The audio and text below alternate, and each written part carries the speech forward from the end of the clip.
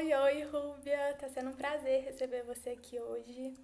Agora me conta um pouquinho qual faculdade que você quer e em qual universidade. Oi, Annabelle, é um prazer falar com você aqui hoje. Agradeço pela atenção. A faculdade que eu quero fazer é medicina, meu foco é a Unicamp, mas eu vou prestar as provas paulistas. Entendi. Ótimo. Então agora vamos conversar um pouquinho. Vou analisar seu prontuário com você hoje. E aí eu quero também que você vá me trazendo as dúvidas que você tá tendo. Você chegou em 10 mil questões, tá assim, muito de parabéns. É um marco muito grande, são muitas questões, muitas correções. Então eu tenho certeza que você já evoluiu muito. E agora eu tô aqui para te ajudar a evoluir mais um pouquinho para chegar na sua tão sonhada aprovação. Combinado? Combinado. Bom, agora me conta um pouquinho quais estão sendo seus desafios atuais no seu estudo. Então, meu maior desafio atual está sendo conciliar, sabe, os estudos, porque eu assinei o Hospital Questiona no passado, só que eu estudava quando eu tinha tempo, né? Eu tô no meu último ano, daí como eu tava no meu segundo, não era bem o meu foco, assim, sabe? Eu estudava para ter como um apoio. Daí esse ano eu comecei para valer, comecei nas férias. Eu estudava direitinho, eu tinha o dia inteiro para estudar. Daí agora eu voltei às aulas, não tenho mais todo esse tempo. Eu tô com um tempo bem delimitado, sabe? Eu já acho super legal você ter assinado o hospital aí no segundo ano. Tenho certeza que já foi um plus, assim, realmente, para os seus estudos. E é muito legal você já estar pensando nisso. Logo no segundo é um adianto de vida mesmo. Já ajuda. Sim, com certeza. E agora, realmente, assim, a gente vai ter que pensar em algumas estratégias para você não deixar de fazer o hospital. Eu acho que ele é uma ferramenta muito forte para colocar na sua rotina dos seus estudos, então, assim, colocar diariamente, mas também tendo a dificuldade que é conciliar os estudos para o vestibular com a escola. A sua escola, assim, ela é integral, ela é só na parte da manhã, só na parte da tarde, como que funciona? Então, eu faço Instituto Federal. Daí é em outra cidade, não é na minha cidade, então eu tenho que levantar cedo, me deslocar até lá e depois voltar. Daí eu chego em casa, tipo, umas 2 horas, né? Aí o IF, ele é puxado, né? Ele é bem puxado. Esse ano eu tenho TCC para entregar também, então minha cabeça está borbulhando. Imagino, realmente assim, a ideia, o legal do hospital é que ele é um tipo de estudo muito efetivo. Então não é aquele estudo que você precisa ficar 5, 6, 7 horas para você conseguir evoluir.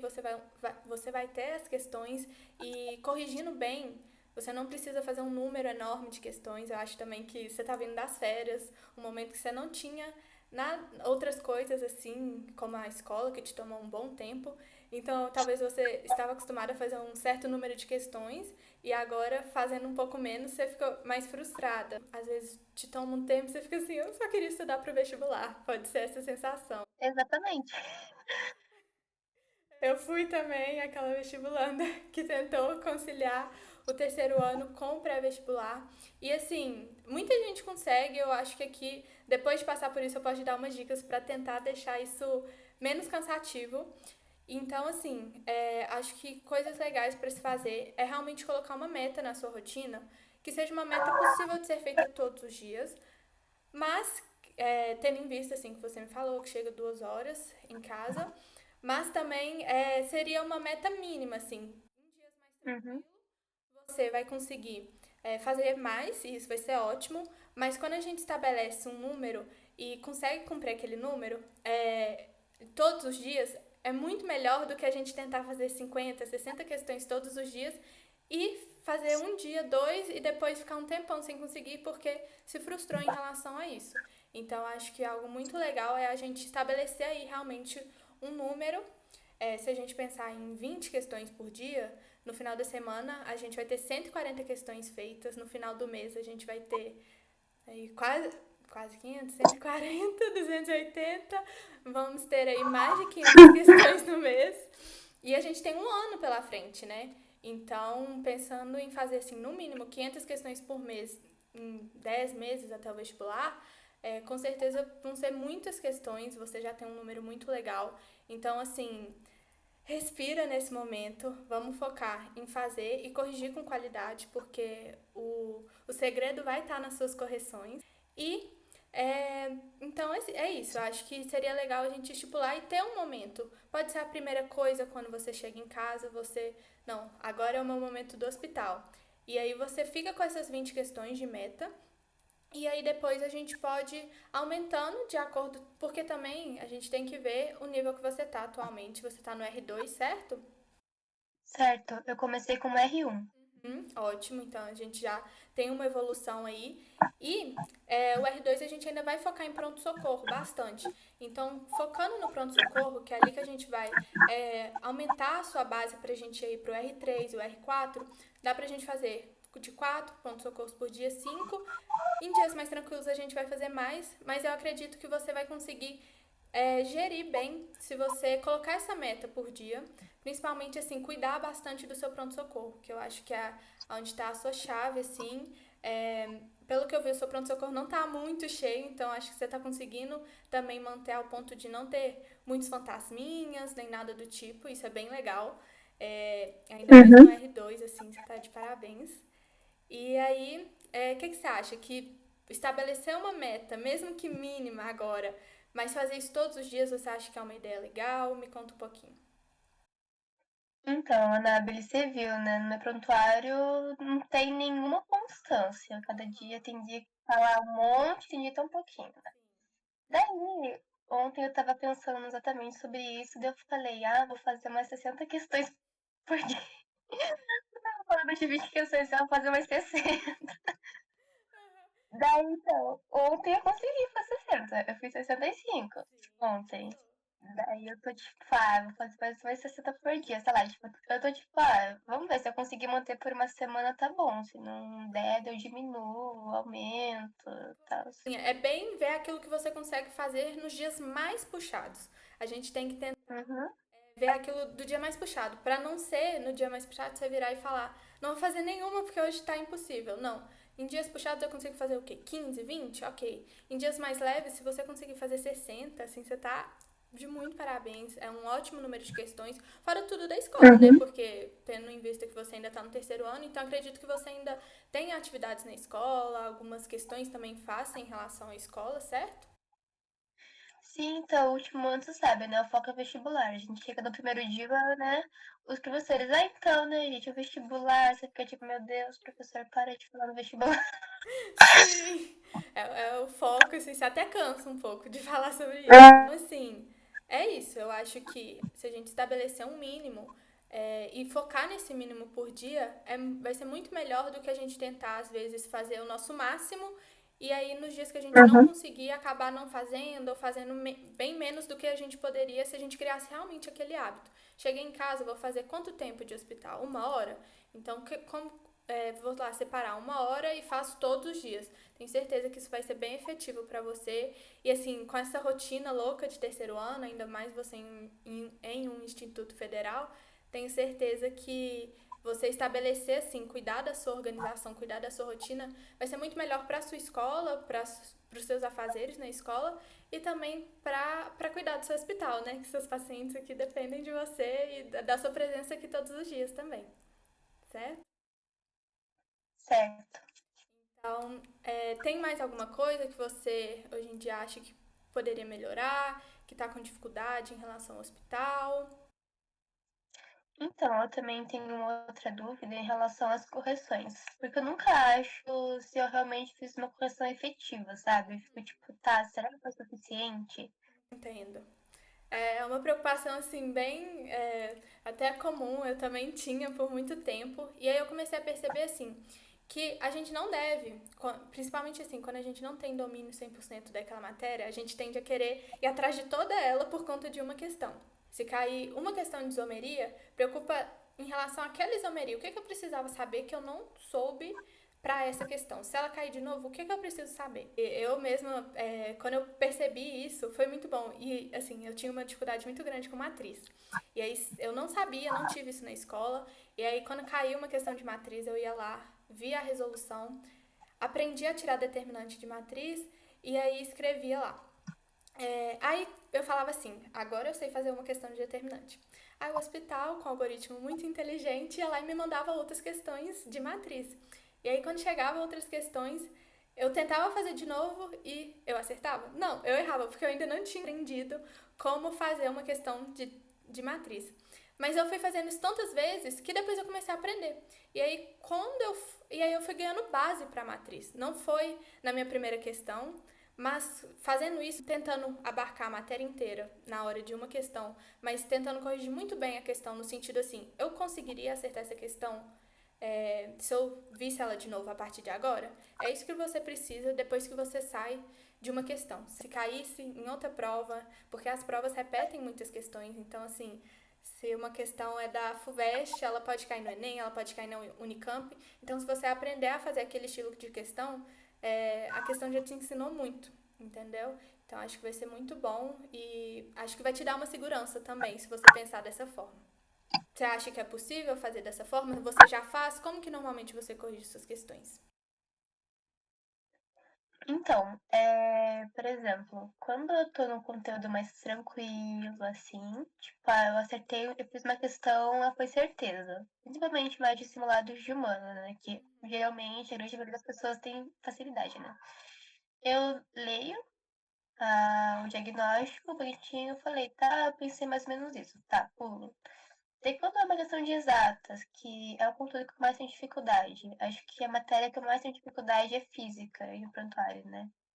É complicado. Eu tento refazer, mas chega uma hora que eu tipo, gente, não entendi nada até agora. Eu quase desisto, falar, eu vou lá pro finalzinho. Vou lá ver essas coisas.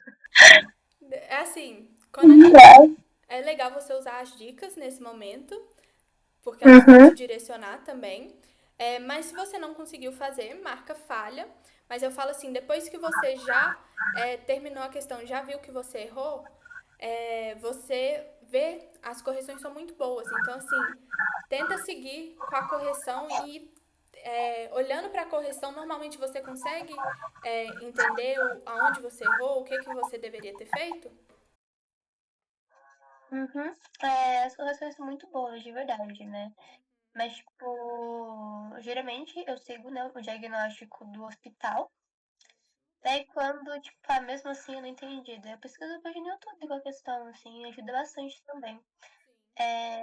Uhum. Quando eu era R1, eu não fazia, eu não corrigia certinho, não. Eu só ia, tipo, entendi, eu só lia assim, falava, tá bom, daí eu pulava. Daí eu ia fazer simulado e caía a questão que já, tipo, já tinha visto, né? Daí eu ficar, tipo, meu Deus, não conseguia fazer. Daí eu corrigi melhor, mas daí evolui para R2, consegui evoluir, mas acredito que eu posso melhorar ainda mais a minha correção. Ótimo. Com certeza, assim, vai ser a chave para você desbloquear e ir subindo os níveis. Uhum. Então, assim, focar muito na sua correção, mas não num excesso, não de eu preciso aprender a matéria toda, mas eu preciso entender essa questão. Eu tenho que, hoje, se ela cair de novo para mim daqui a uma hora, eu tenho que conseguir fazer. Olhando sempre as fórmulas, olhando a resolução, vendo principalmente onde você errou, porque você já está construindo a sua base, então você já está capaz de fazer uma boa parte.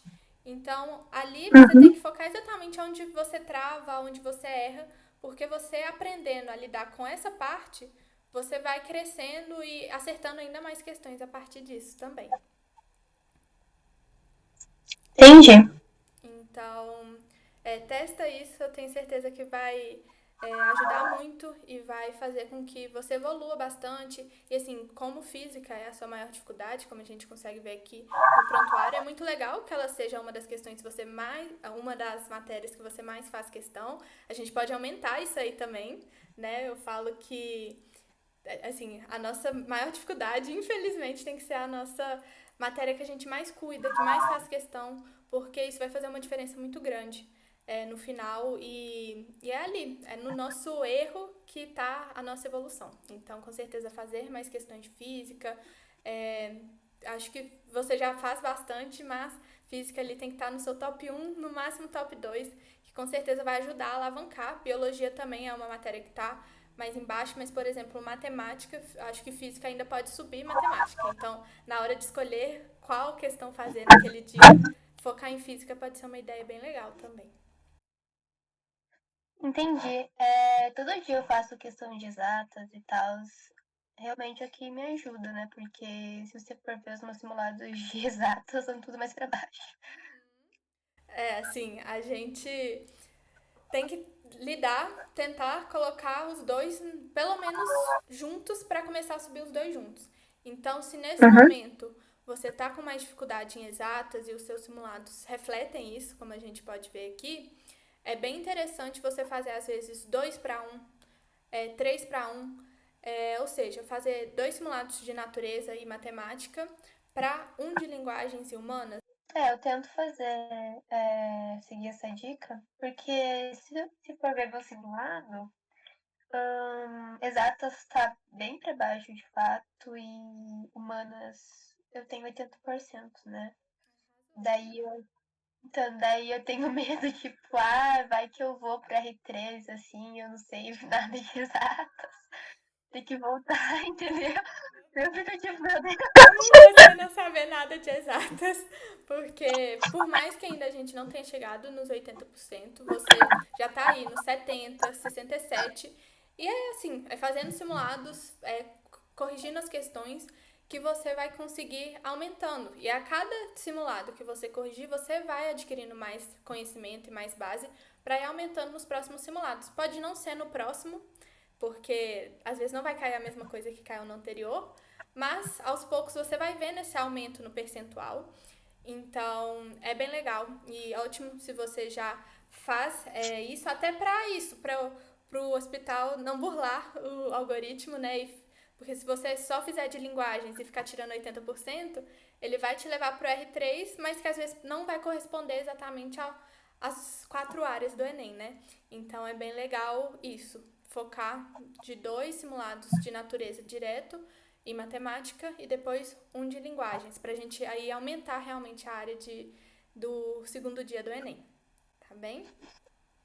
Uhum. Então, eu tenho esse medo, sabe? Porque quando eu avancei pro R2, o meu último simulado, né, que são 3, tem que tirar mais de 80%, né, pra avançar de nível, eu fiz um do Enseja, porque, tipo assim, no meu segundo simulado, tem um aí, né, que deu 78%, mas o índice de cura dele tá mais, né, tá mais de 80%. E na minha mente, não era o índice de cura que fazia evoluir, era o acerto, né? Daí eu pensei, tô cansada hoje, vou fazer um mais fácil, né? Daí eu fiz o Inteja e pulou para R2. Daí eu fiquei tipo, meu Deus, não tô preparado. Por que pulou? Não era pra ter pulado. Realmente é um índice de cura que é levado em conta, mas assim, pode parar também com isso de que eu não estou preparada. O algoritmo ele vai ler os seus resultados. Se você foi para o R2 e por algum acaso precisar voltar para o R1 em algum momento, o hospital vai lidar com isso também. Mas assim, encara como eu sou R2. O hospital leu que seja Uhum. o índice de cura, se o hospital leva em conta o índice de cura, é porque você realmente chegou em 88% de índice de cura. Os seus erros não foram erros por conteúdo, e isso tem que ser levado em conta, é a ideia do hospital, e por isso que é tão legal a gente não olhar acertei 10 questões de 20. Não, mas quantas dessas eu acertei com certeza? Isso vale muito mais do que, às vezes, você acertar 15 e 6 forem com dúvida. Então, o índice de cura é realmente para valorizar algumas questões e desvalorizar algumas se você acertou num chute, ficou muito na dúvida. E assim, pode ficar tranquila que você é R2. Tem nada que me mostre aqui que você é um R1 perdido no R2, tá bem? Já dá um alívio, assim, sabe? Pode ficar É, tranquila. outro ponto, né, Beli? Você pode ver, né, que eu tenho um 49%, bem lindo aqui no meio. Foi um vestibular tradicional, né? Eu tenho um pouco de dificuldade em vestibulares tradicionais. Tipo, esse foi um da UNEB, não sei, que eu fiz. Nem sei que faculdade que é essa. Falei, vou fazer. Meu Deus do céu, foi meio traumatizante.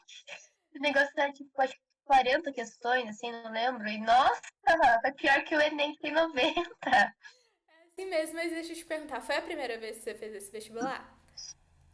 Foi, foi. A primeira vez que você teve contato com a prova, com as questões, com o tipo de questão, não sei se cai aqui, então, linguagens humanas, talvez caia literatura nesse vestibular também, que você não se preparou, né? Não leu as obras. Então, Uhum. assim, pode ficar tranquila, é o seu primeiro vestibular. Tenho certeza que numa próxima UNEB, a chance de você acertar mais de 49% é muito grande.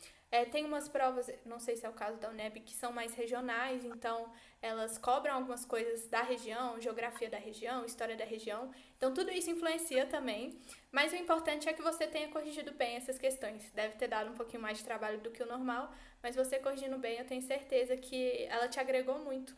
Assim como as outras estão te agregando também. Nossa, é verdade. Acho que eu fiquei nem sei quantas horas corrigindo esse simulado. 40 questões, eu fiquei um tempão. Mas assim, pra gente ver às vezes que quantidade não significa qualidade, né? Você pegou aí 20 questões, foram Exatamente. muitas horas, mas conseguiu aprender muito com elas também. Então, isso é muito legal dessas provas também, que são menores, mas que são desafiadoras tanto quanto até às vezes um pouquinho mais, né? Exatamente. Tipo, o meu maior problema que eu tenho com o Enem é que assim, chega nas últimas questões, a gente tá morto já, né? Não tá nem lendo mais direito, tá lendo grego, assim. Daí, o último simulado que eu fiz do Enem, acho que foi. Não, mentira, não foi o último que eu fiz, o último que eu fiz foi de humanas, né? Foi o de exatas que eu fiz, meu último de exatas. Chegou na última questão, tava tipo, meu Deus, não aguento mais acabar logo. Admito que eu fiz a coisa errada de chutar. Não devo, no meu dia oficial, não pretendo chutar, pretendo ir em cada questão até o fim. Mas eu falei, gente, é simulado, tchau. Tchau. Foi assim. Vamos conversar sobre Errado, isso. sei, mas não me orgulho disso. Juro que eu não me orgulho. Entendo, mas assim, até me surpreende, porque você acertou 70% das questões chutando algumas. Então, assim, imagina se você não tivesse chutado, o quanto que você teria acertado, sabe? Assim, vamos levar em conta que seu índice de cura é quase 80%. Então, assim, você tá quase no R3. Não precisa se preocupar em relação a esse medo do R2, porque isso me impressiona mais ainda e me faz ver que você tá no caminho certo. Só que a gente precisa realmente lutar pelas questões. E aí eu te pergunto assim, como que você normalmente faz a prova do segundo dia? Você faz direto natureza e depois direto matemática? Como que normalmente você faz? Então, por enquanto, eu tô fazendo assim, tipo, eu vi, né, o Checkmate Enem, porque eu não tava conseguindo evoluir. Tipo, eu tava no R1 ainda e eu não tava conseguindo evoluir nada. Tipo, ainda tava horrível ainda, né? Daí eu fui lá, mandei a mensagem chorando pro suporte do hospital, tipo, meu Deus, eu não tô conseguindo evoluir e tal, as minhas questões são tudo erro por, sabe, tipo, interpretação, nem é nem conteúdo. Eu errava por bobeira, tipo, sabe? Por que que eu não vi isso, né? Daí eles falaram, olha, assista o Checkmate Enem, pode ser erro de estratégia. Daí eu comecei a assistir, daí, tipo, aquela dica da Sarah, né? Tipo, questões que você acha que é mais fácil, você vai direto. Você não vai no texto, você vai direto nas alternativas e tal. Daí eu comecei a fazer isso. Mas, tipo assim, ajudou bastante, consegui evoluir minha nota. Porém, assim, uma estratégia bem consolidada, assim, ainda não tenho. Eu tô tipo, como eu sou R2, eu quero ver se eu foco em aumentar meu conteúdo, sabe? Tipo, nem tanto focar em estratégia, em tempo. Não sei se eu tô fazendo certo, mas sei lá, eu penso muito em focar nisso quando eu for, tipo, R3, R4, que daí já não é tanto conteúdo, né? É mais estratégia daí, questão e tal. Com certeza, eu super concordo que agora é o momento de focar em conteúdo e assim, o tempo em si não é a maior preocupação, mas o que me preocupa é em relação ao seu cansaço, porque essa questão de chutar a questão e no final estar assim muito cansada, isso vai fazer diferença no final mais do que o tempo. A gente agora vai preocupar com o conteúdo. Mas se você consegue acertar, você tem conteúdo para acertar mais questões e não acerta por cansaço, aí eu acho que a gente já pode trabalhar algumas estratégias para que você valorize aquilo que você já sabe. Porque se você me falasse, Ana, eu realmente eu acerto o que eu tenho de conteúdo, o que eu erro é realmente falta de conteúdo, eu falaria, não, então a gente precisa trabalhar mais no conteúdo para a gente conseguir evoluir. Mas você hoje em dia já tem conteúdo e está tendo algumas dificuldades de cansaço mesmo durante a prova. Então, uma coisa que seria legal a gente testar para os próximos simulados, e depois a gente poderia elaborar mais as estratégias, mas eu falo ó, que eu acho que pode te ajudar é quebrar, fazer 25 de natureza e depois trocar para 25 de matemática e trocar para 25 de natureza e trocar para 25 de matemática. Nem sempre a estratégia dá certo para todo mundo, é a que você vai mais se adaptar, mas eu fazia dessa forma e eu sentia que eu ia muito mais cansada, porque quando você troca de matéria, você acaba dando uma respirada, tipo, nossa, eu tava vendo só número em matemática, agora eu vou dar uma relaxada em biologia, nem que seja em física, mas troca um pouquinho os temas, tem questões teóricas também, para depois voltar para matemática. Eu acho que isso pode te ajudar também, tá bem? Então, eu tava fazendo, tipo, 5 questões, sei lá, biologia e 5 de matemática. Daí eu passava no gabarito. Sim. Ficava nessa, sabe? Ah, ótimo. Daí eu não sei se é melhor aumentar o bloco de questões ou não, sabe? Acho que assim, o ideal é intercalar. Se você já estava intercalando, isso é muito bom. E, e aí é testando mesmo. A gente está no começo do ano, então acho que você deve ir testando, fazer um bloco às vezes maior, menor e ver como que você chega menos cansada no final e consegue acertar, Uhum. no caso errar menos questões por distração, por interpretação. É aí que vai ser seu caminho. Não dá pra gente dar uma resposta 100% certa, mas é bem legal que você teste principalmente agora no começo do ano. Tudo bem? Uhum. Então, eu acho também que o maior problema está sendo que, como eu sou R2 ainda, no meu cronograma eu tenho que fazer um simulado por semana e seguir, tipo, pronto-socorro, enfermaria e tal, né, pra poder terminar de consolidar minha base. Daí, tem dia que eu faço Enem, tem dia que eu faço, sei lá, Moerj da vida, que é 60 questões. O ERJ eu consigo fazer tranquilamente. Tipo, eu erro mais porque é uma prova eu acho mais difícil pra mim. Mas, tipo, o tamanho da prova, a quantidade de questões pra mim é tranquila. Até esse valor de questões eu tô de boa. Mas, assim, eu acho que eu tenho que fazer mais vestibulares, sabe? Com mais questões pra poder me acostumar mesmo. Eu acho que esse que é o ponto. Daí eu vendo, né? Testando, né? O que você falou.